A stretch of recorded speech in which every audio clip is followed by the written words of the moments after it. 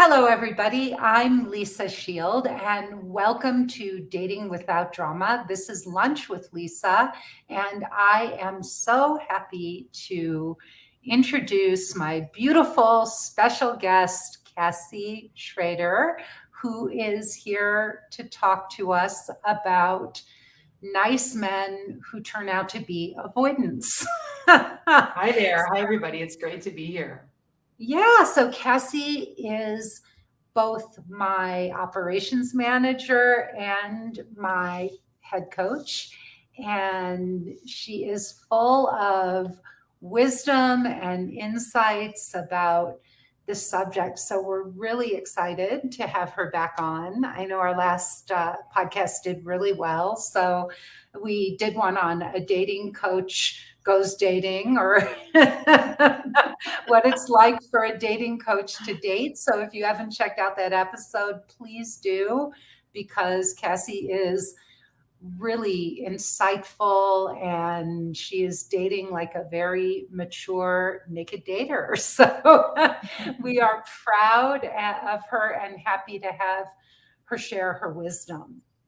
So, Cassie, this is something that you actually brought up to me from coaching some of the women that are going through our 12-week emotionally naked dating program.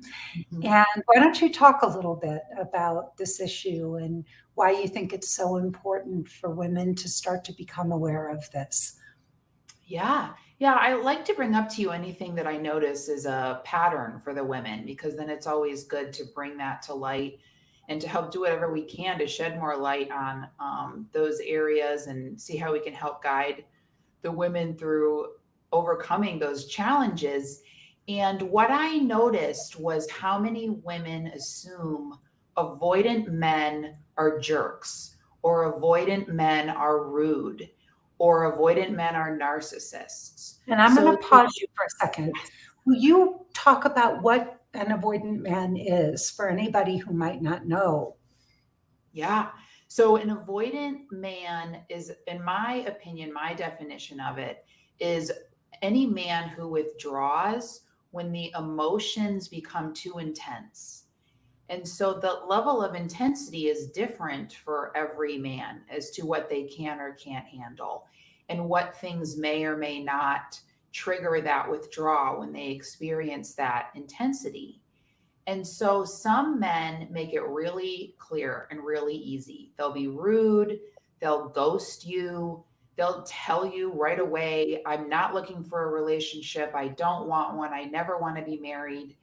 And so what can happen is when we start to do the work, we So, realize, Cassie, can I yeah, pause you for a second? Because you were sure. breaking up a little bit there. Oh, For some reason, the recording just kind of was stalling. okay. And I don't know if it was at your end or my end, but if you could go back and just say what you were saying. So avoidant men pull away. Yeah, And if I can just if I can elaborate a little bit, absolutely. avoidant men tend to be the men who are emotionally unavailable. And what Yeah. happens is, as you know, in the initial stages of a relationship, as they're getting to know a woman, they are very excited. They seem confident. They often come on strong, Mhm. and a lot of women fall for this because these men are so pursuant. They Mhm. go for the woman, they make her feel things that she's been wanting to feel, desired, pursued, and all. But then Mhm. the moment the woman starts to fall for this or really starts to fall for the guy, then and the emotional intensity starts to build, the emotional commitment, then the Mhm. man starts to pull away. He becomes Mhm. colder, he becomes more distant, he may be hot one minute, cold the next. So, those are Mhm. some of the signs of an emotionally unavailable man or an avoidant man. Mhm. Yeah. Yeah. Absolutely. And then when they flip like that, it's so obvious and so clear that when you're a woman who's done some work, you can see, oh, this man is avoidant, things have changed. And women in the course have learned what to look for. And so they know to cut those men off.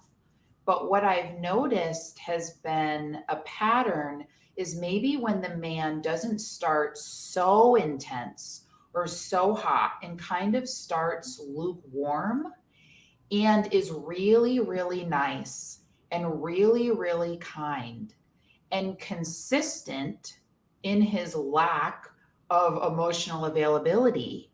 So there isn't a huge drop. And women will rationalize this away by saying, well, he's never promised me the world. So he hasn't not delivered because he hasn't promised it. And when they're together, the man is so nice. But when they're not together, it's like he's disappeared. And then they become addicted to how kind and nice and consistent he is when they are together. So even though it's not the highest level of consistency that it could be, there is some consistency, so they accept it. And sometimes these men are the kindest men they've dated. So because compared to jerks they've dated in the past, it's like they could have a 10, but they're accepting this emotionally unavailable 5 because the 5 is better than a 1. But if they would clear their path of these men, even though they're very kind, who aren't at the highest level of emotional availability that they could be, they're blocking those potential men from coming into their lives. So it sounds like the men are giving them enough to keep them on the hook, right? Yeah. They're giving them enough to keep them on the hook, but it's showing up a little differently than what we consider a typical avoidant, because we need to really contrast what these women are missing. So a typical avoidant usually will love bomb, they come on strong, they sweep a woman off her feet, they want to see her 3 times in 1 week. Right. And they're all in almost right from the start. And what you're saying is this is a different kind of avoidant who isn't all in from the start. He is nice enough and he's giving her enough rope, right? Enough interest to keep her going. But in some ways, it's almost like they have 1 foot in, but they're not really in. And she's being caught up in, oh, but he's so nice. And when we are together, it feels so good because he's so nice to me. But she's constantly feeling like something is really missing. Is so that right? That's 100% it. Yeah. And because these men are so nice, and maybe the women have a list of things they want in a man, like he has a great job, he shows up when he says he will, he has a car, he has interests and hobbies and friends and a nice family. He may have all of these things, and the only thing that's missing is the commitment, or the only thing that's missing is the emotional availability. So because that other list is so long, they think I'm just waiting for this one last piece. But they're waiting month after month after month after month, thinking that eventually time will be the missing piece that will cause the man to one day wake up and go, oh, you're the one. And they're waiting forever for that last piece that's never going to come unless the man takes some time to do work on himself, because there's something about that last step that's making him feel like it's too much, maybe with that woman or all women. But the point is, we're waiting for the last step that is very likely to never come. Yeah, I think I see this in a client right now who's in our mastermind group where we'll see, but it seems like there's a lot, there's dating, it goes on, but it's funny how I don't know what this is, but as women, there's so many mixed messages in dating. And so we seem to go along in these kinds of situations where we think, okay, he keeps showing up. He must like me. He's so nice to me. He's taking me to nice dinners or whatever. And I think sometimes we don't realize that we're really almost like a paid companion, Yeah. right? We're at their convenience. It's comfortable for them, and we're staying within their comfort zone. But Mhm. one of the things we work on in the course is actually encouraging our women to, is to ask the right questions and push things forward to see if this is just like monogamous dating, or if there's really a future there, if this man really is wanting more. Because if nobody pushes the relationship forward, and if the women just sit there and say, well, the guys are supposed to chase me, and he's got to make all the moves and progress the relationship, it may never progress, and then it's just going to keep going along, and then you're waiting sometimes months or even years Mhm. for a commitment that never happens, and then you turn around and realize this guy was never going to commit. Mhm. It was Yeah. never going to go any further than what it was, but as long as it stayed within his comfort zone, it was good enough. Right. Yeah. And that's a huge indication is are all the decisions that are made as to what you do and when you hang out together on his terms, when he's ready, when he wants to. I mean, I even, being someone who was a teacher in my past career, there's not a lot of money in that. And so when men would take me to very nice places for dinner, it felt very impressive.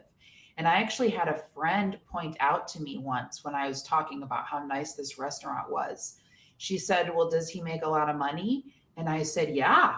And she said, then how much effort does that really take? If they have a lot, is that really even a lot of effort? And I had never even thought about it like that. So if they're making, hundreds of thousands because they work so hard, and then which is great, that's attractive, then they take you to a nice place, which is attractive. Was there really effort in that though? What are they doing that show effort the same way that we show when we're interested in them? So not to disregard that, because for some men it is something they do when they're very interested, but she pointed out to me sometimes it's things avoidant men do just to hook women because they know it does. Or just to impress us, to get us into bed even, Yeah. right? It Mm-hmm. doesn't even have to be an avoidant man, but it can be Yep. just guys.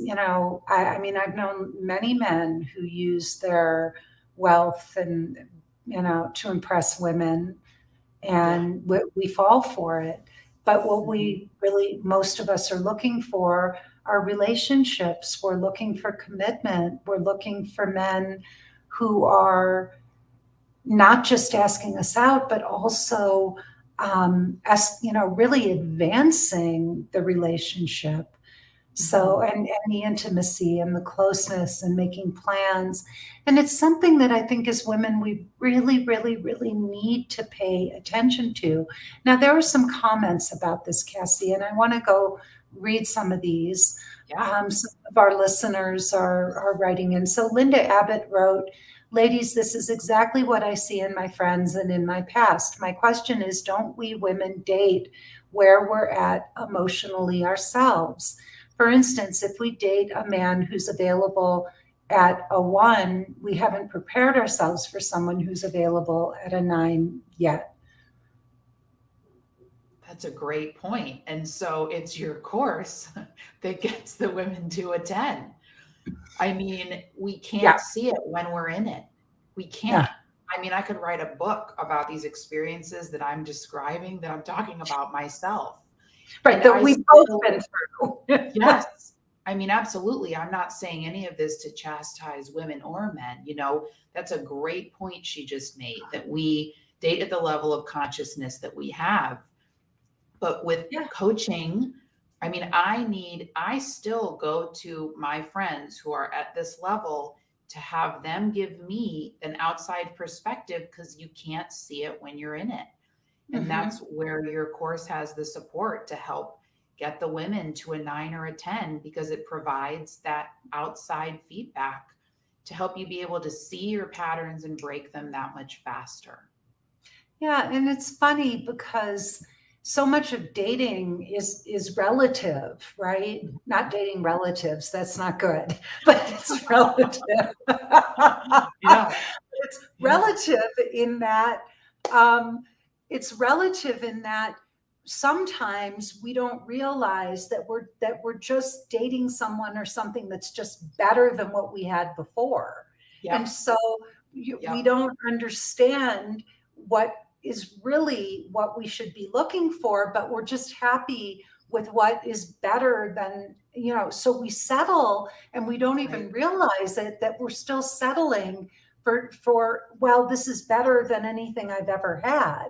So Right. we put up with these behaviors, and it's interesting because we waste so much time in these relationships. Like, I remember in my first marriage, my husband and I, when we broke up, when we ended the marriage, we literally had no communal property, nothing, like not even a joint credit card. And it was Wow. so wild because then after that, like you said, if somebody treated me to a nice dinner or, took me to the theater or made plans to do things for me or gave me a gift or something, I had been so deprived in my first, in that first marriage, that by the time I started dating men who, were doing more for me, I thought, oh my God, this is so great. And I put them at a higher level. But what you're saying is, just because a guy is nice to you, if he's not really building the emotional intimacy and the connection and all, just being nice isn't enough. Yeah, absolutely.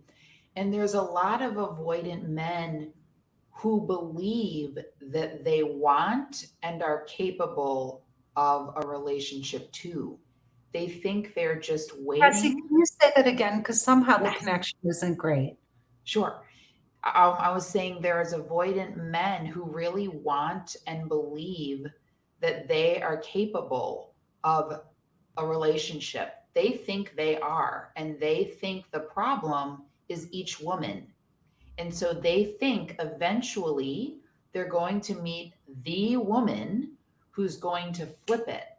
And if they haven't done the work or stopped to think, I'm the common denominator here, then their belief that they are capable, they can convince you with that belief. So you become convinced because of their passion behind, they think they are capable of this, and you get tricked into waiting till that day comes instead of identifying the day is not going to come and it may be hard, but the best thing to do is to cut this off so I can create the space in my life for a man who is capable of this to come in. So again, just summarizing that, could you say that again?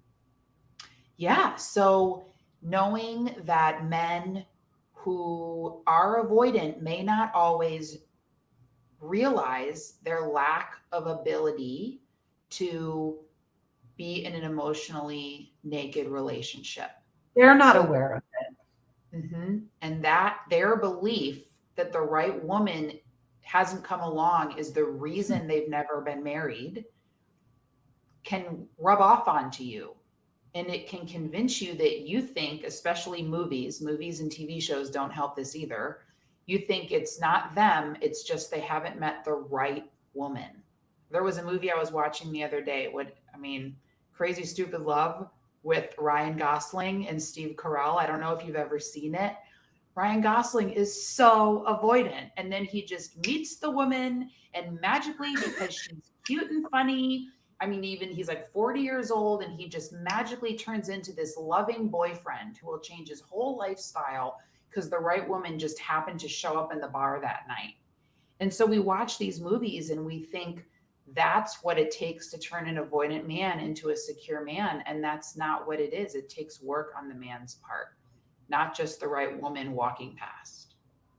Well, yeah, that's another one of those big myths or lies Yep. that we're told about relationships. We think that love is just this thing that happens to us and that you meet the right person and you're smitten and suddenly you become this emotionally available, honorable person that you never were before. But love is the magic elixir that heals all, all wounds and makes everything good. And he sees the woman that, oh my gosh, I want to be a better man for her.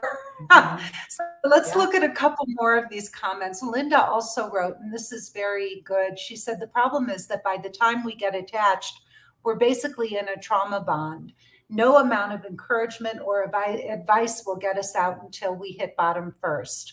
What's an alternative? Well, I would have to respectfully disagree. And I think with enough information and practice and support, when we decide we are going to break this pattern, anyone can. And I'll just say it again, you teach in the course ways to identify these things quickly. And so I would agree with the comment to the extent that very often that is what happens. It can be a trauma bond. But I disagree in that it doesn't have to be. There are very clear signs that can be very quickly identified before you get too attached, so that, and it may not be just off the profile. It may not be just the first phone call. Sometimes it can be, but maybe it's a date or two or three.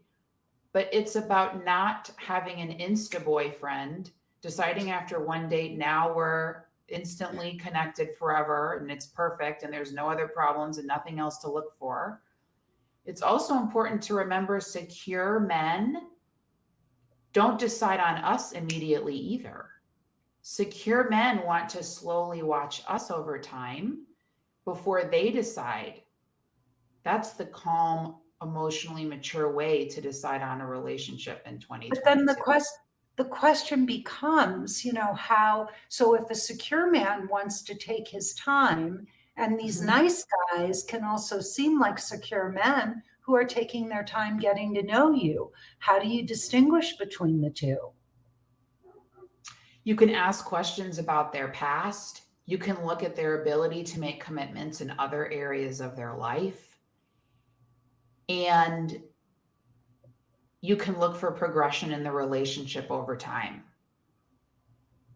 Well, and I'm going to put it out there that I don't think it should take, I think we need to slow everything down, but I also think that it shouldn't take months or years to get to that place. So what you're looking for is at a 6-week point, 6 weeks to 2 months, there should be commitment in that relationship to exploring a future together, to really seeing where that can go.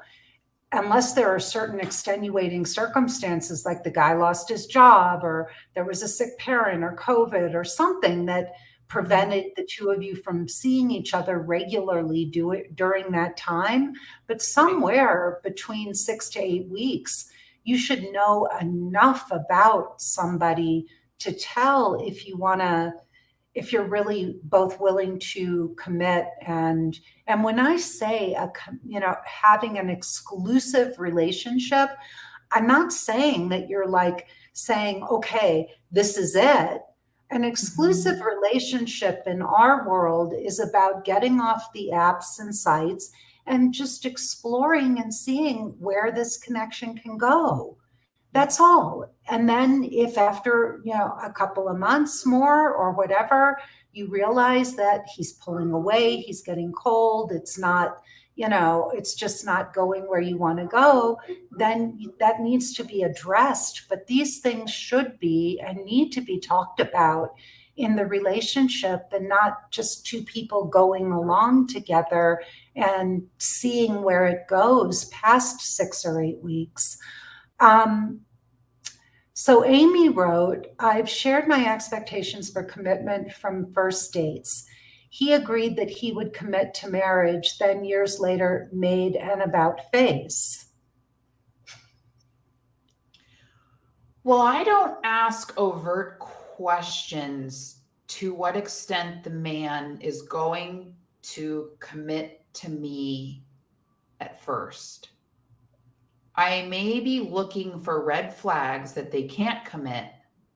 I'm not looking for any proof that they're my man with words because they need time to decide if I'm the one for them.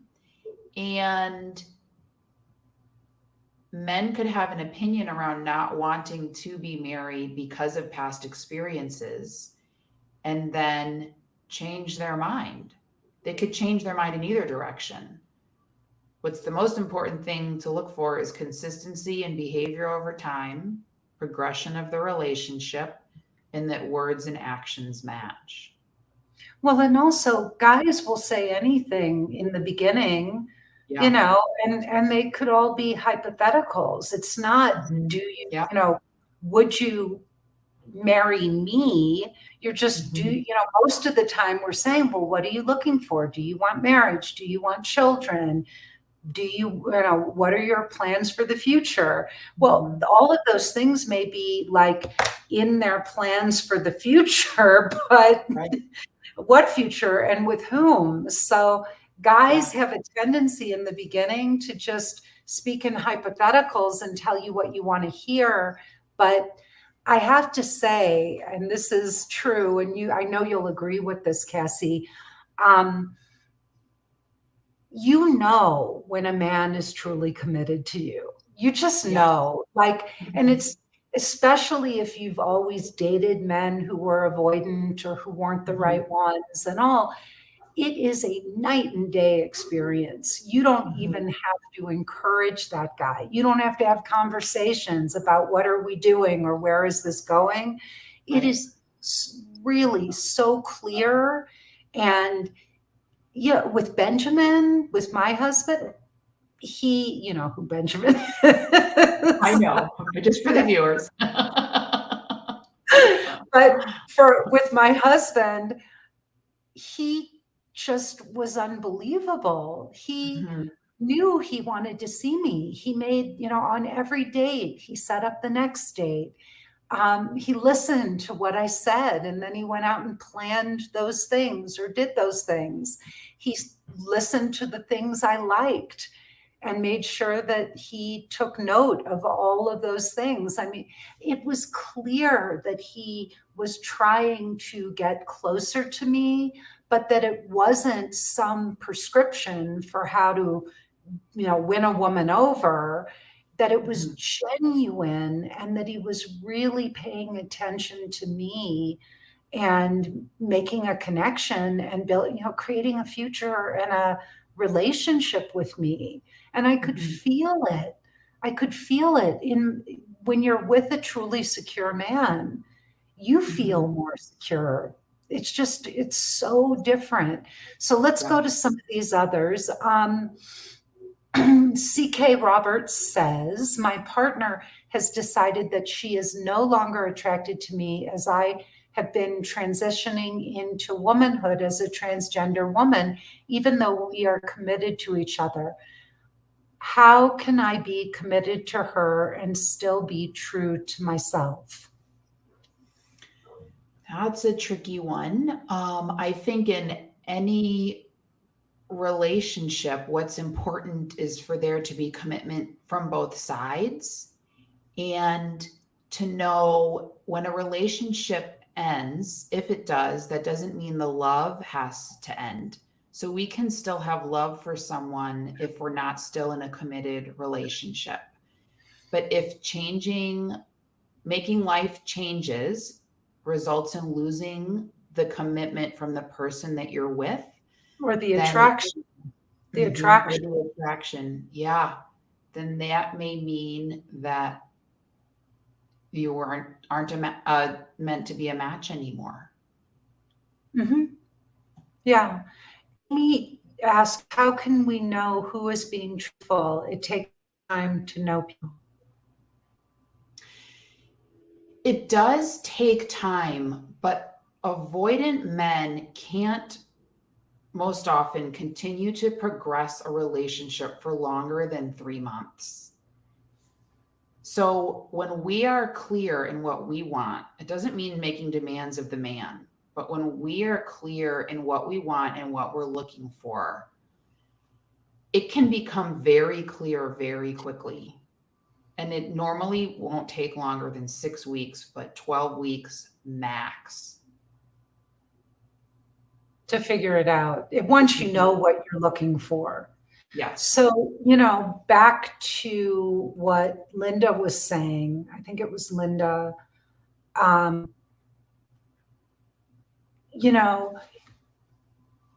in answer to what I think a lot of people want to know,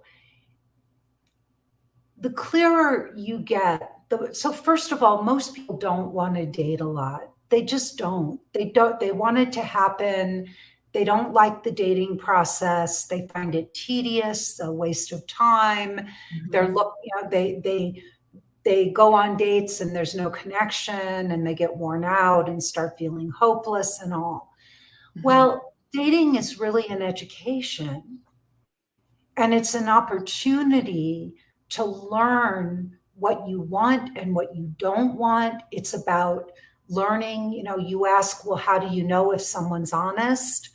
Well, in the very early days of dating, or when I was much younger, I had no idea if men were being honest with me because I didn't understand men. I had no knowledge of who men are, what they want, how they operate. And so I didn't know how to tell if a man was being honest or dishonest because I knew nothing about men. And once I started to really study men, who they are, what they want from us, how they think, what they're looking for, how to give a man the things that he's looking for from me as a woman. These are all things I had to learn. Nobody taught me how to do this. It's not like I suddenly came out of the womb as this expert in all things male. Men were foreign to me.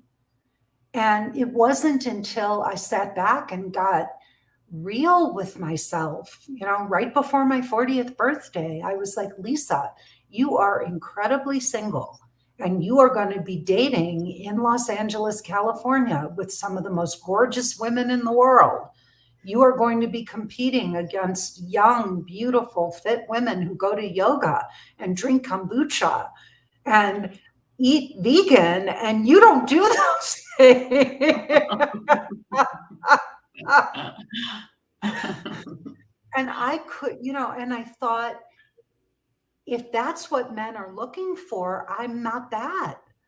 I'm not those things. But I started to realize that I needed to learn about men. I needed to start to get savvy in the ways of men, how they think, who they are, what they're looking for, how to separate the men from the boys. And not just based on the things my girlfriends said, because when I looked at their relationships, I didn't want what they had either. Right. So at dating, as tedious as it can seem, right, Cassie? Like you are an amazing dater now. Well, I think it's fun. I don't go on dates with men who I don't want to. And there are a lot of amazing men out there. And when we show up with a level of certainty and clarity and authenticity, it brings out clarity and authenticity in the men. And I mean, back to the honesty conversation, my authenticity scares off inauthentic men. So I don't have to worry about them for long. They don't stick around. Well, that's the other thing. Once you see, that's really the answer. once you're showing up as the woman that the best version of you. And I know we all think, oh, I did all this personal work and I've done all these personal growth courses and read all these books and I've been Googling and YouTubing and all. But it's very different than what we do in the course, right? Yeah. I mean, you're a different woman. Yeah. I mean, a completely different human being, because I had done all of that work, but the work we do in your course touches on your patterns and who you are at the core differently. And again, part of that is because of the additional guidance of the people in the course who give the guidance, the coaches and you and Benjamin. And so we can read until we're blue in the face, but until we get authentic and honest feedback from the outside as to what our patterns might be and where we can improve, we're in a hamster wheel. Yeah, we're just, we're and one of the big breakthroughs that I know I had when I was dating, when I was starting this process to find the guardian of my soul, I realized that I was on that hamster wheel. I was, and I think what people don't realize, and another misconception about how this all works is that we're going to work on ourselves and we're going to keep self-improving and we're going to become so fabulous that we're just going to, because of our fabulousness, we're going to attract all these men. And the truth is, we're not necessarily attracting the right men. We're not connecting with men in the right way, because this is a whole different focus. It's a whole different piece of work that most women are missing and don't even know they're missing, which is, how do I pick the right man? How do I tell if a man is avoidant or anxious or secure? How do I know if I'm anxious, avoidant, or secure? What do I actually talk about on a date? What do I say, when I'm trying to get a man from a dating website to a phone call or a Zoom call to a date? How can I be more feminine? We don't ask ourselves these questions. We just keep going to more self-improvement workshops. Yeah. And it doesn't work. The self-improvement workshops. Well, we get better at being ourselves, but we don't get better at interacting and connecting with the right man. Yeah. So Amy said, or Linda wrote, this is a tricky question, so I'll just ask about me. I don't like having sex in the first 6 weeks because it affects my ability to gauge red flags. Well, it's important that everyone wait for the extent of time that they are comfortable with. And that can be a different length of time for each person. And the right man will wait as long as they need to wait for the right woman. Yep. And you're right. It does affect your ability to gauge red flags. Yep. One of the biggest issues for women today, for all of us, when we're entering into relationships, is that, especially for younger women, hormones drive so much of this. And so they get in the way. Mother Nature has us hardwired to procreate. And so what happens is, we get turned on when we meet someone we're attracted to, and we become, as my husband says, lovers before we're even friends. And then it's almost impossible once that happens to go back and create the friendship. So it's much better to take some time, like you said, Linda, and really look for those red flags and really pay attention so that you can, first of all, see if there are any. And then second of all, you're able to create an emotional connection before you go into a physical one. And one of the reasons why I urge, our clients to slow down and not jump into sex is there's nothing wrong with sex. Nothing wrong with sex for sex sake. I don't care if you're a man or a woman and you have healthy, protected sex and that's what you want to do, more power to you. But sex is not going to get you to an emotional connection. And more often than not, it will get in the way of an emotional connection. And an emotional connection is the foundation for lasting love. So if you do not have that, your relationship is doomed from the start. So one of the reasons we urge women not to go into a sexual relationship too quickly is because they need to learn how to build that emotional connection with a man. And that can be uncomfortable in the beginning. Our women, these smart, successful, savvy women, right? It's amazing how we have so many super successful women who have no trouble asking for and getting everything they want in life, except in their love lives. Yeah. They give all their power away to men. And if you really want to have a successful, emotionally naked relationship, you have to learn how to slow down and ask for what you want. And it's not easy, right? No, especially when it's new, but it can become easy. It's like Right. any skill. It's like any skill. Any skill is scary at first. And for some reason, emotional availability isn't perceived as a skill that can be learned, but that's exactly what it is. So being more honest and authentic in your communication, which builds the emotional connection, gets easier and easier over time. And it can get to the point where it can be just as easy as any of these other tasks that the women in the course are amazing at. Well, and that's one of the things that we teach the women how to Yes. do in such Yeah. a beautiful way. In fact, they come back and they're like, oh my God, my relationship with my daughter is better. My boss is like completely responding differently to me. Everybody at work is like, what's happening? What, because the women learn a very different way of asking for what they want. And it's so successful that they start using it everywhere. And sometimes without even realizing it. I have women come on calls and say, I didn't even realize it, but my coworkers have noticed the change in how I'm interacting and I wasn't even trying. Yeah, it's amazing. So Jennifer said, I'm upfront and tell the person early on that I want to take things slowly, but I always get the guys that want to jump right in and don't respect my wishes. Very frustrating. Well, I think the way in which we communicate that we like to move slowly can help.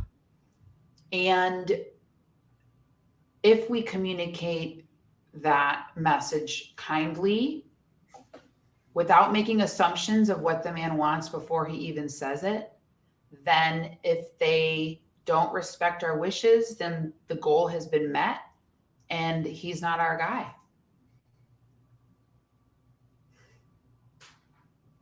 Also, a lot of women, not all, but many women who are getting men who are really coming on strong sexually may also be putting out some kind of vibe unknowingly that they're not aware of, that may be inviting that. The other thing, Jennifer, to really keep in mind is that part of taking control of your feminine power is knowing that men are going to advance the sexual agenda. They're going to come on to you because that's what men do. That is their role in the relationship. And sometimes it's not just because all men want sex and they just want to jump in right away, but that's their way of connecting with us. And we want them to say, I love you first. We want them to, kiss us and initiate those kinds of things. What's important is not that a man is making a sexual advance, it's how you handle it when he does. So you want to be kind and you don't want to reject a man or push him away or feel insulted when he does make an advance. You want to be able to, we teach the women in our course exactly how to language these things and how to handle them, and without shaming men and pushing them away. And it's very empowering for our clients, and they see a really good result with the men when they do use these techniques that we teach them. Linda says, can you speak to reactivity? Like seeing a man shut down can make me feel angry instead of getting softer. Well, the reason why the man shuts down, or the extent that he shuts down, it's important to remember it has nothing to do with you. And so when you start to see that as a pattern, maybe those are indications that he's not an emotionally available man. And we have two options: accept someone for who they are or leave. But one thing we should never do is try to change someone. So if a man is showing you that he shuts down when things feel close, then it's time to think, is this the man as he is now someone I can accept? And if not, then he may not be your match.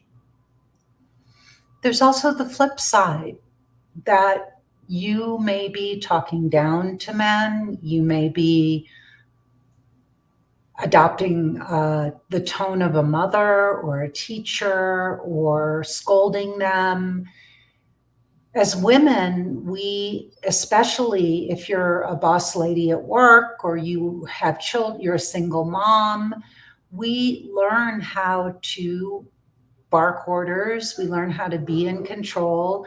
And very often when we see men behaving in certain ways, we can start to lecture them or school them or berate them. And men will shut down if you do that. And so one of the things that we do teach the women in the program is how to speak to men in a non-shaming, non-blaming way, in a very feminine way, where you adopt a softer tone and you're able to communicate your feelings without shaming a man. So if this keeps happening, Linda, it is possible that you also are talking to men in a way that is not that is causing them to shut down. So both things are true. It may be that a man is emotionally unavailable. It may also be that you are shaming men, or that you are, pushing them away by the way you're expressing your wants and needs and desires. So it's very important to do work in this part of our lives. Mm-hmm. Yep. So we started out with, pardon me? And the benefits just keep on coming. They do. They do. And especially the way that we teach it. We're working mostly with very smart, successful women who are very successful in their careers and in most other parts of their lives. And unfortunately, because when we are single mothers, or when we are so independent and capable, it also doesn't bring out our feminine side. And we often are not really making the room in our lives that we think we're making for a man to come in. And I don't mean physically or just carving out the time for a relationship. When I talk about making room for a man, I mean the mental and emotional space as well, for a man to come into your life and your heart. So we started out, Linda says, I do pick men who need healing and want mothering and fathering, weirdly, from me. You're very honest, Linda. Yeah. And I'm trying to step out of the healer role in my relationships. It will require some more vulnerability. Linda, I wish you would book a call with us. And, you can do that by going to lisashield.com We have a free 45-minute presentation. Women love it. There is a lot in there in that 45-minute presentation about communication. So you might find it well worth your time to hop over there and check it out. And also, I'm going to put the link down. There's a link that you can go to, Lisa at lisashield.com. So, or just lisashield.com, sorry. And please go, and we have a brand new website that we're very, very proud of. We've been working on it for well over a year, and it is absolutely gorgeous. There's a success stories page that I hope you'll check out. We have an absolutely incredible banner of photos of a lot of the women, our success stories, women who have been through the program. And we also will jump on a free call with you to discuss how we can help you soften your voice, be more feminine, become more vulnerable with men, and attract a guardian of your soul.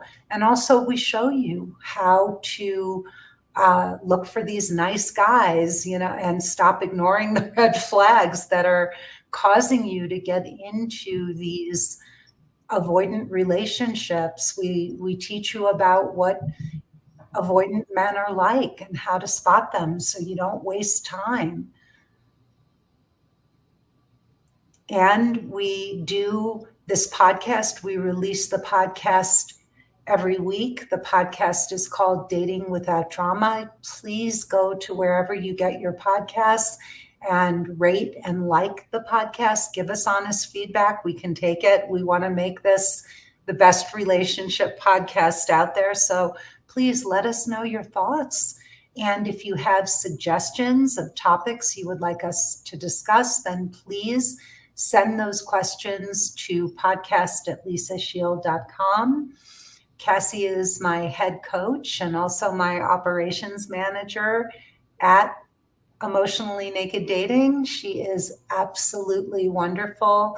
All of our clients think she's a treasure, as well as our other coach, Rebecca. So we've got an absolutely stellar team of women working to help you find the guardian of your soul. So this will be our last podcast for a while. We're going to take a little bit of a hiatus, and we'll be back at the beginning of October. So my husband and I have big birthdays coming up, and our 20th anniversary, which we're looking forward to. And Cassie and Rebecca will be holding down the fort. Yeah, we will. Yes, I'm she excited. will. Yeah. Thank you so much, Cassie, for being here today. Yeah, thanks for having me. It's always so fun. Yeah. Great questions too from the viewers. Yeah, thank you all for these incredible questions and for putting, yourselves out there. It really, really helps us address the subjects, and make the conversation relevant to all of you. So please send us your suggestions. Come back and see us again at the beginning of October, and we send you so much love. And just know that this is like any other issue in life. This is something we can solve. So stop wasting time and spinning your wheels and dating the wrong guys, and do come back and see us again, okay? Lots of love to everybody. And thanks again, Cassie. Thanks. Bye-bye. Bye. Bye-bye.